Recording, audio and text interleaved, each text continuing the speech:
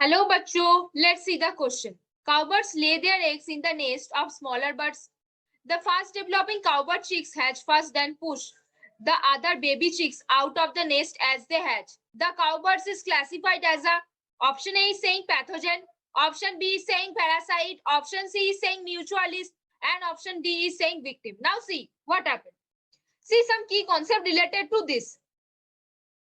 Cowbirds come. Just think about cuckoo. Cuckoo comes and lay eggs in the crow nest.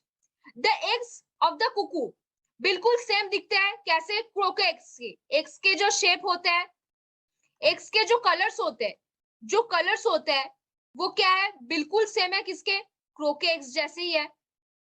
तो crow mummy जो होती है उनको पता नहीं चलता ये कुकू का एग्स है, वो उनको एनर्जी देती है, उनको टाइम देती है। एनर्जी मतलब क्या है, उनको हीट देती है to hatch out the eggs.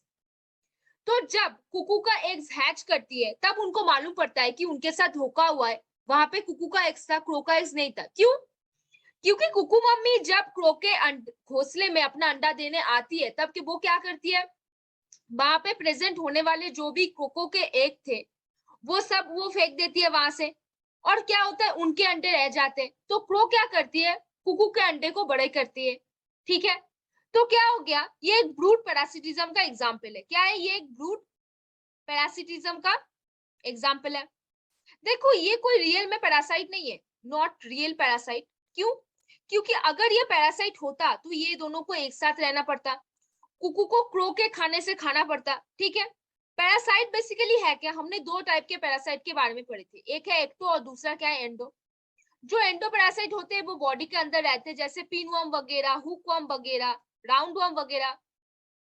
और एक्टो कौन है, टिक, लाइस। लाइस हमने स्कूल गोइंग बच्चों के हेड्स में देखे हुए हैं। टिक्स कहाँ पे होता है, डॉग्स में। फ्लीज भी होती है जो पेट्स में प्रेजेंट होते हैं वगैरह। तो पहला ऑप्शन बोला गया है पैथोजन के बारे में। पैथोजन कौन है, जो हमारे बॉडी में क्या करते हैं, डिजीज कॉज करता है। ऑप्शन बी दिया गया है पैरासाइट। पैरासाइट हमने अभी पढ़ा, एक्टो, एंडो और ब्रूड। ब्रूड पैरासिटिज्म क्या है, जब कुकू आती है क्रो के हौसले में अपना बच्चा दे जाती है, एक दे जाती है, अब क्रो उसको अपना एक मान के उसको बड़ा करती है, उसको हीट देती है, एनर्जी देती है, टाइम देती है। वहां पे क्या होता है, कुकू को इंक्यूबेशन के लिए जो एनर्जी और टाइम लगता वो नहीं लग रहा है, तो फिर कुकू उस टाइम पे अपना शेल्टर, अपना खाना, फूड सब ढूंढ पा रही है। तो एक तरीके का कुकू का भला हो रहा है, बट क्रो का भला नहीं हो रहा है, क्योंकि क्रो बेचारी, उनकी तो अंडे सारे गिर जा रही है। अभी म्यूचुअलिस्ट कौन होते हैं, म्यूचुअलिस्ट जो एक दूसरे का हेल्प करते हैं, जैसे आपने लाइकेन के बारे में पढ़ा था, आपने माइकोराइजा के बारे में पढ़ा था। विक्टिम कौन होती है, विक्टिम बेसिकली जिसका कोई प्रॉब्लम क्रिएट होता है, जिसका नुकसान होता है, उसको हम क्या बोलते हैं, विक्टिम बोलते हैं।